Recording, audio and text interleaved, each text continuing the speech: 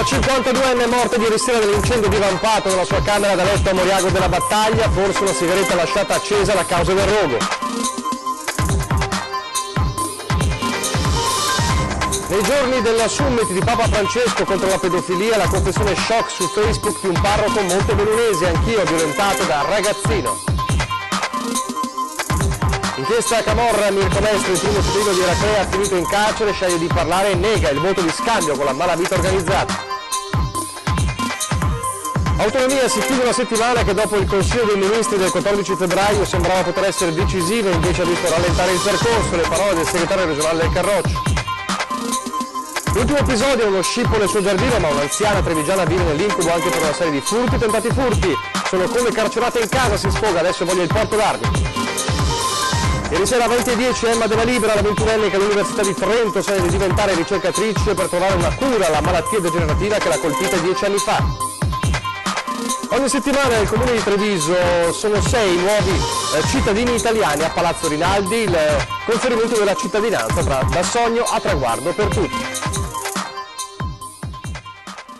Telespettatori di Antena 3, buongiorno e ben trovati. La prima edizione dei nostri telegiornali, in primo piano la cronaca di un dramma, di una tragedia che si è consumata la scorsa notte a Moriago della Battaglia. Siamo in provincia di Treviso, forse una sigaretta lasciata accesa, ma le cause sono tuttora al vaglio di chi è intervenuto in una abitazione appunto di Moriago della Battaglia, dove un rogo è divampato in una camera da letto, non c'è stato nulla da fare per una 52enne. La stanza da letto avvolta dalle fiamme, le grida, chiaramente avvertite dai vicini, poi il tragico epilogo. È finita nel peggiore dei modi la vicenda di una badante di 52 anni di origini colombiane, Betty Ronquillo Zuniga, morta ieri sera nell'incendio della sua abitazione in via Roma, a Moriago della Battaglia.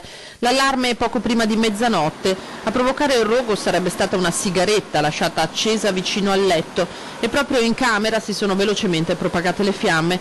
La donna ha fatto appena in tempo ad accorgersene che si è ritrovata circondata dal fuoco. Ha tentato disperatamente di spegnerlo, ma il fumo le ha fatto perdere conoscenza, asfissiandola. L'intervento dei vigili del fuoco di Conegliano, quindi del SUAM 118 e dei carabinieri, non è bastato a salvarle la vita. La 52enne, sposata e formalmente residente a Roma, aveva preso in affitto l'appartamento per un solo mese lo scorso autunno, ma non se n'era più andata. Ora l'immobile è sotto sequestro, ingenti i danni. Sempre nella Marca trevigiana, la confessione shock sulla sua pagina Facebook di un parroco originario di Montebelluna che adesso si trova in una parrocchia dell'Aquila, una confessione che arriva proprio nei giorni in cui il Papa Francesco ha iniziato il summit contro la pedofilia. Sentite.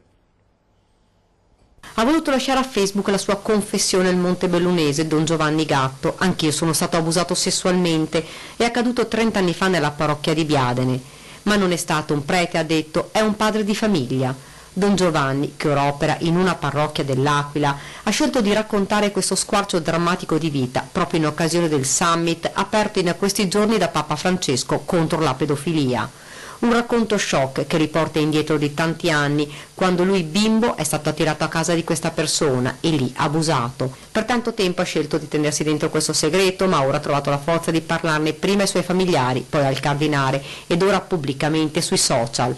Ho trovato il coraggio dopo tanto tempo, mi ha aiutato Don Fortunato Di Noto, ora incaricato per la CEI, di occuparsi proprio della lotta contro la pedofilia nella Chiesa. Una confessione che oggi ha scosso gli animi e alzato il velo su un episodio, uno dei tanti coperto per troppo tempo dal silenzio e dalla vergogna.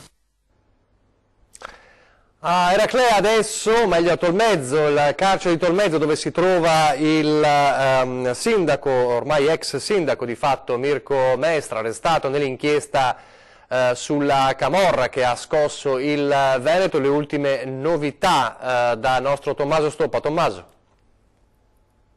Sì, buongiorno da Venezia. Il sindaco di Eraclea, Mirko Maestro, durante l'interrogatorio di garanzia ha negato tutte le accuse a lui rivolte, in particolare quella di voto di scambio politico-mafioso con il boss della Camorra, Luciano Donadio. Secondo quanto riferito dal suo legale, l'avvocato penalista padovano Emanuele Fragasso, non ci sarebbero stati questi scambi di favori denunciati dalla Procura. Non ho mai fatto nessun accordo preliminare o successivo alla mia elezione, né con Donadio né con chiunque altro. Queste sarebbero state le parole esatte di Mestre di fronte ai magistrati inquirenti. Secondo quanto riferito dal sindaco di Eraclea, c'era una conoscenza tra lui e Donadio, ma era un rapporto professionale, lui gli faceva da avvocato e ha puntualizzato in cause civili e mai penali. Ha detto di non essere a conoscenza delle attività criminali di questo boss e come argomento a suo favore ha portato il fatto che verso la fine di giugno qualcuno degli esponenti di questa cosca gli aveva chiesto un incontro, lui li aveva ricevuti ma soltanto alla fine di luglio, e questo, secondo la difesa del sindaco, proverebbe una mancanza di sudditanza nei suoi confronti verso il boss. Ben diversa naturalmente invece la ricostruzione della Procura, che sostiene anche da alcune intercettazioni che vi sia stato lo scambio di 81 voti, che sono poi quelli che sono serviti a Mestre per vincere le elezioni. Per il momento queste sono le notizie, ulteriori aggiornamenti nelle prossime edizioni dei nostri telegiornali.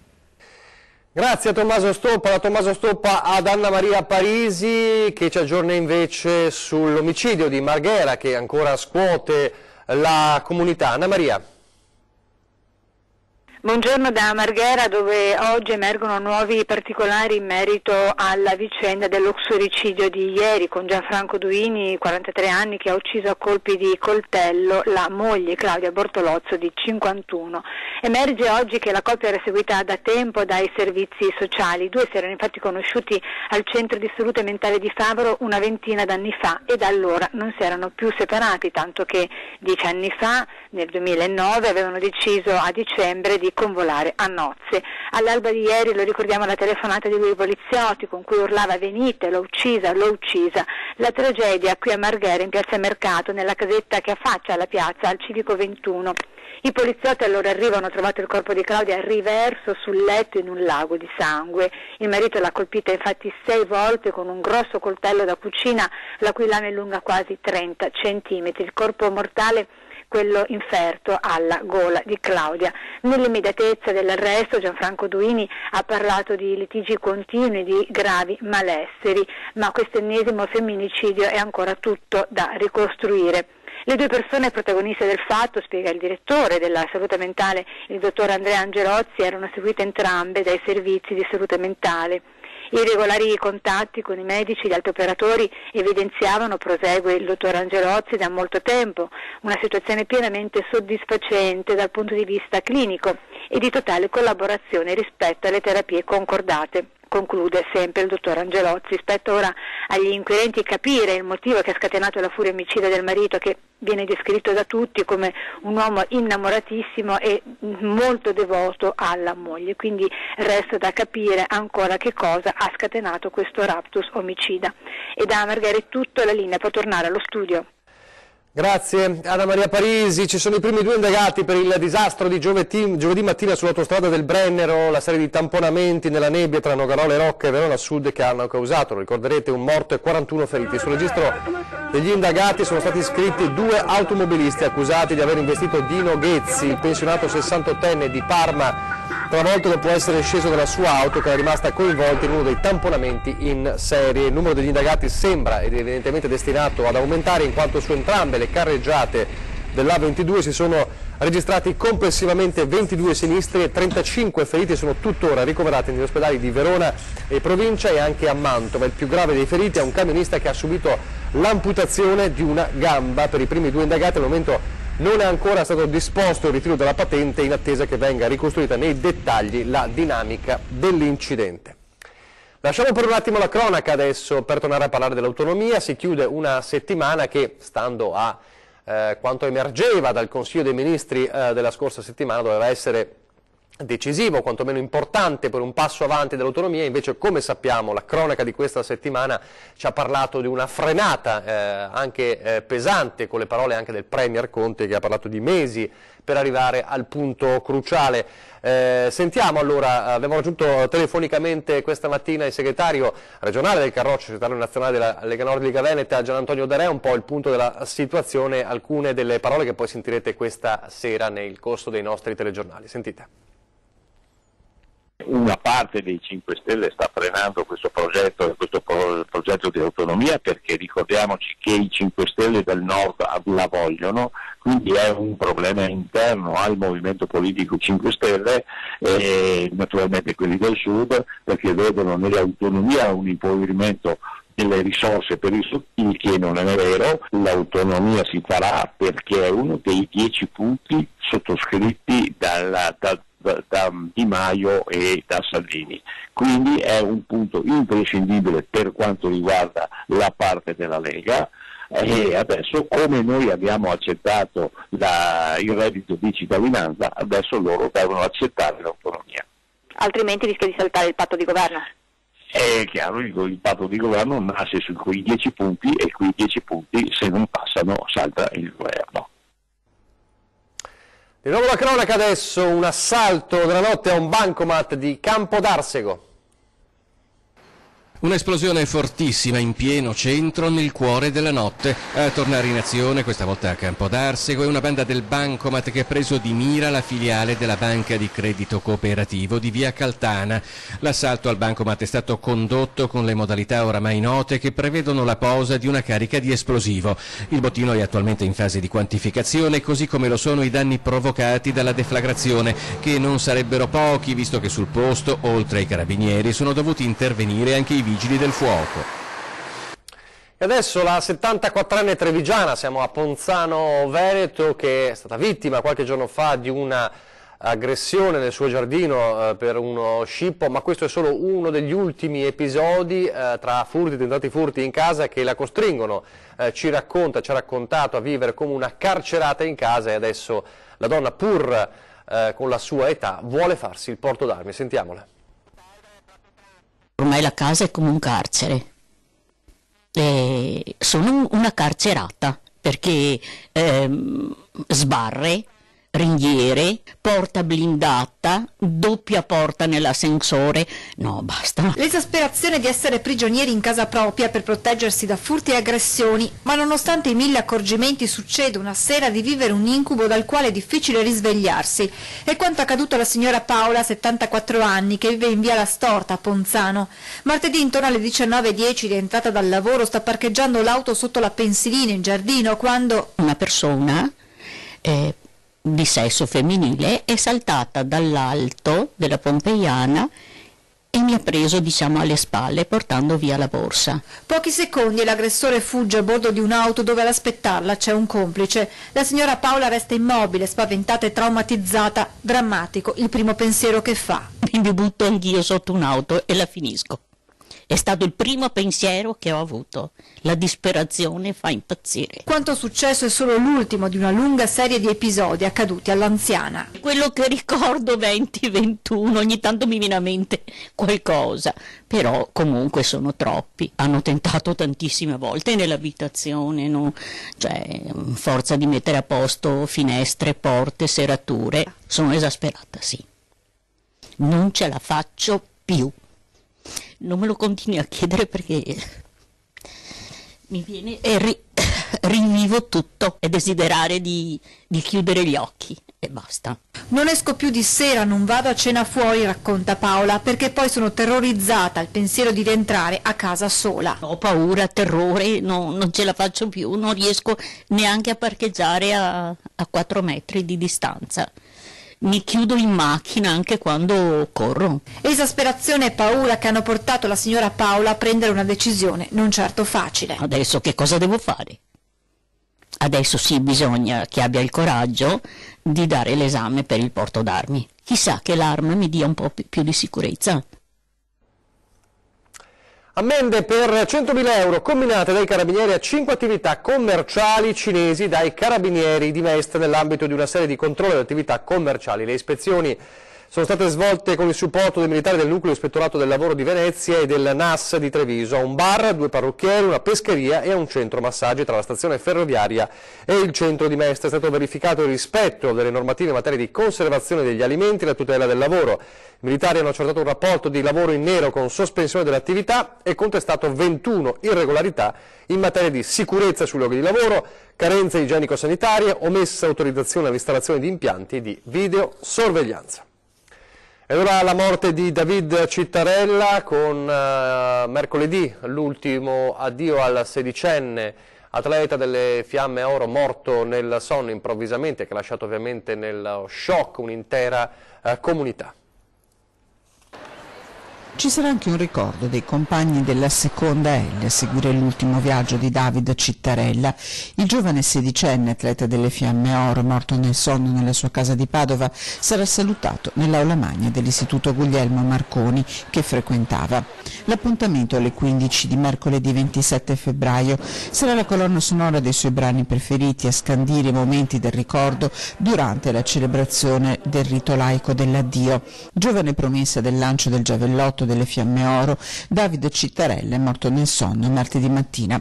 A trovarlo era stato il padre che, non vedendolo arrivare per colazione, era andato a svegliarlo. Secondo i primi dati dell'autopsia, a stroncare la giovane vita di David sarebbe stata una miocardite, ma si attendono i referti completi. Pochi istanti di pubblicità, torniamo subito.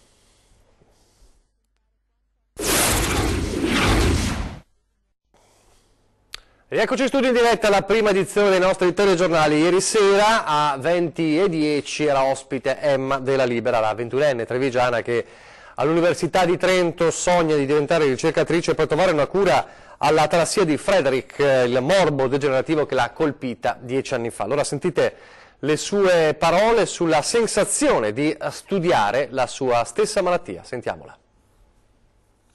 A volte mi dico cosa sto facendo, mi sto facendo del male, nel senso che essere così consapevoli è veramente forte, cioè sembra quasi di sentirle di più nel momento in cui le leggi, le noti sul tuo corpo, però è una cosa forte, ma per certi sensi anche comprendo di poter avere un livello di comprensione maggiore di quello che può avere un qualunque altro studioso o un ragazzo che non ha la possibilità, neanche l'interesse di guardarsi dentro, mentre io unisco l'aspetto del paziente, l'aspetto del probabile futuro ricercatore o medico. Questo essere a 360 gradi in me è a volte doloroso, ma è anche magnifico. Io non dico che mi sento fortunata ad averla, non lo dirò mai, non dico che è un dono, però vediamo il lato positivo, comprendo quanto è importante studiare anche un problema, soprattutto un problema di cui non si sa molto. Dalle parole di Emma alle parole della mamma del piccolo Giovanni parliamo di un'altra malattia rara, una rara malformazione che ha colpito questo piccolo di Piazzola sul Brenta e deve essere sottoposto, come sapete, a un delicato intervento per poter giocare e correre come tutti i bambini. Delicato questo intervento, ma anche molto costoso. Le nostre emittenti si stanno muovendo per aiutare la famiglia a raccogliere fondi per questa costosa operazione. Intanto però domani lo aspetta un appuntamento speciale, vediamo quale. Non vediamo l'ora che arrivi domenica per vedere proprio anche Giovanni, per vedere anche proprio la sua reazione. Non è mai stato ad una partita di calcio, vediamo il suo entusiasmo, insomma. Beh, di entusiasmo ne ha davvero tanto il nostro piccolo Gio, che domenica, su iniziativa della nostra emittente, darà il calcio d'inizio alla partita al Mercante che i giallorossi disputeranno contro il Bessica. Giovanni, affetto da una malformazione congenita alla gamba, ha bisogno di un costosissimo intervento per poter correre e camminare come i suoi coetanei. In tanti state rispondendo all'appello lanciato attraverso le nostre telecamere da mamma Erika.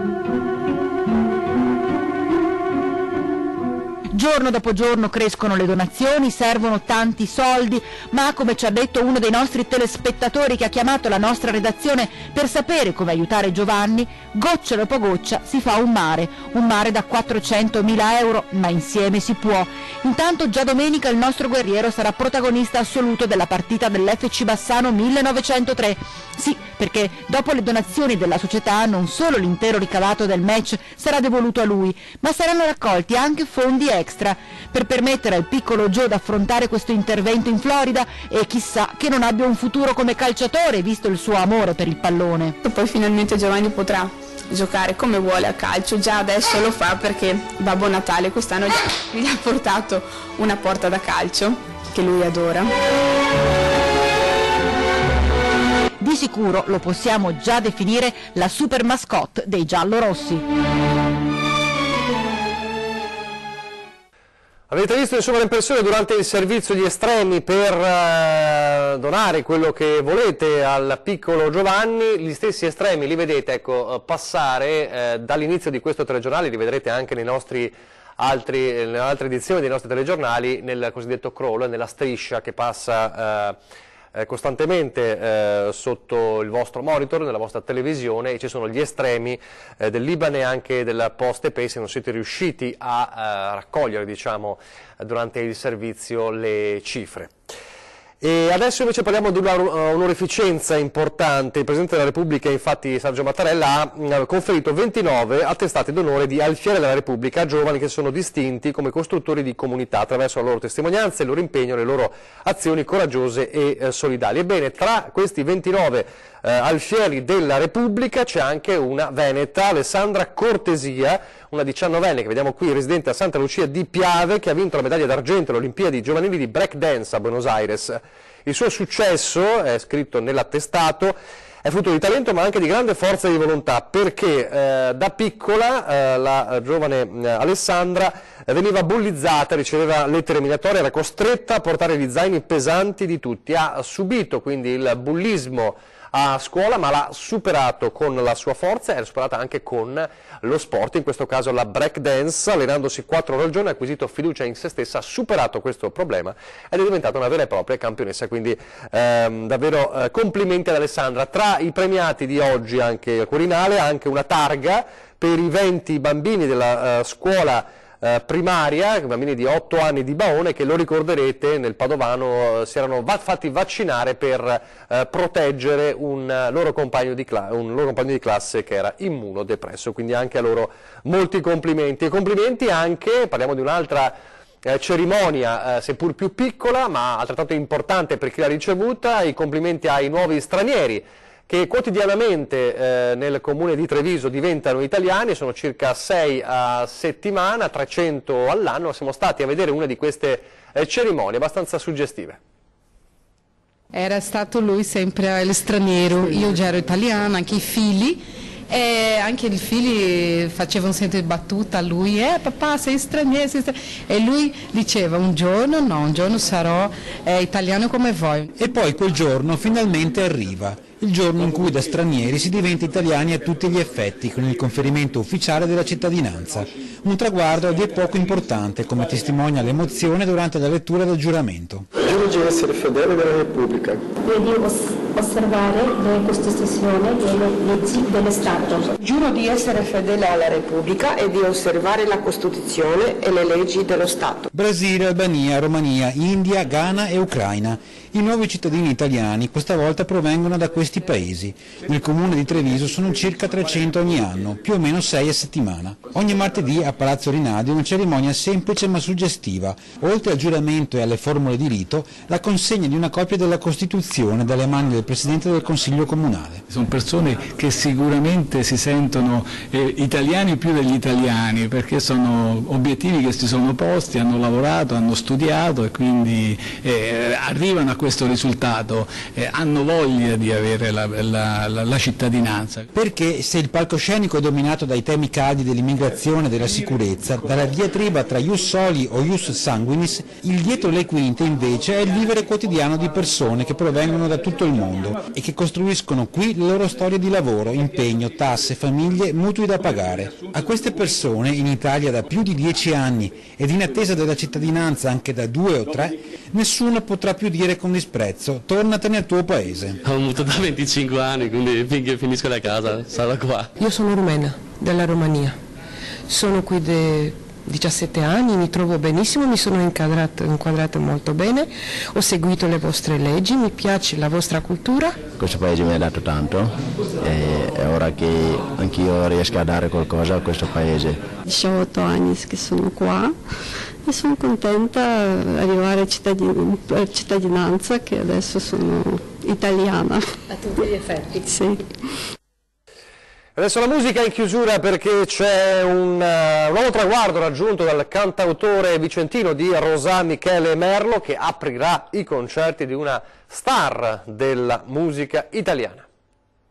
È passato un paio d'anni da quando vi avevamo presentato la prima volta Michele Merlo, giovane musicista, cantautore rosatese che era in partenza per la scuola di Amici. Beh, da allora di strada ne ha fatta, tanto che i prossimi 23, 26 febbraio e il 1 marzo aprirà i concerti di Emma Marrone, Bologna, Milano e Roma. E scusate se è poco. Dopo tanto sudato lavoro è arrivata questa grande occasione, grazie alla mia amica Emma che mi ha invitato, quindi ho accettato al volo questa opportunità, diciamo. Sono felice di averla accettata. Com'è la canzone di Michele Merlo?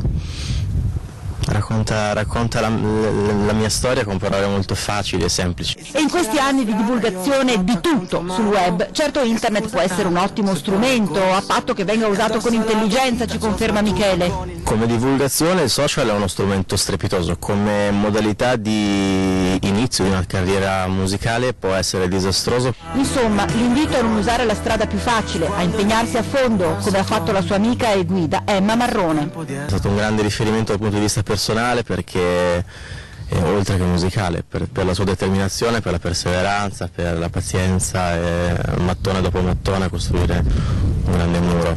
È un messaggio che si vuole lanciare, soprattutto ai ragazzi questo: non fermatevi di fronte alla prima difficoltà e soprattutto non pensate di essere arrivati alla prima vittoria. No, questa è una cosa che dovrebbero imparare i ragazzi, i famosi millennials, no? Che non sono abituati alle notti in studio o alle notti sui libri per riuscire a capire qualcosa della vita. Io non sono uno scienziato, mai lo sarò, però vietato montarsi la testa, sempre, vietato. Lo dice con quel suo sorriso spontaneo e non potevamo non fargli una domanda a poche ore dal grande concerto di Bologna prima di Emma, dove saranno lui, la sua voce e un pianoforte.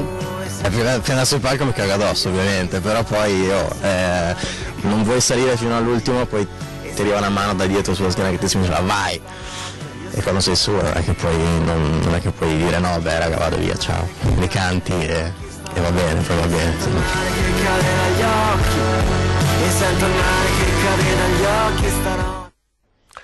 È tutto per questa prima edizione, grazie per averci seguito, vi lascio al meteo, arrivederci.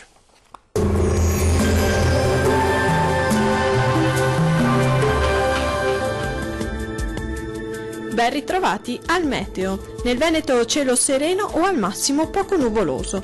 Sui settori meridionali, specie in pianura, non saranno da escludere nebbie e foschie spesso anche persistenti. Più soleggiato sui restanti settori. Temperature minime comprese tra -1 e 1 grado, massime comprese tra 5 e 7 gradi. Vediamo ora la situazione del Friuli Venezia Giulia. Al mattino sarà più soleggiato sulle pianure e sulle coste, invece il cielo risulterà più nuvoloso e anche coperto sui rilievi alpini. Sarà maggiormente soleggiato nella seconda parte della giornata. Temperature minime comprese tra -2 e 0 gradi, massime oscillanti tra 4 e 7 gradi. Vediamo infine la situazione del Trentino Alto Adige. Poche novità, sarà soleggiato anche sulla nostra regione, dove il cielo si presenterà sereno o poco nuvoloso ovunque. Possibilità di forte vento a nord sui confini alpini. Non sono attese precipitazioni degne di nota.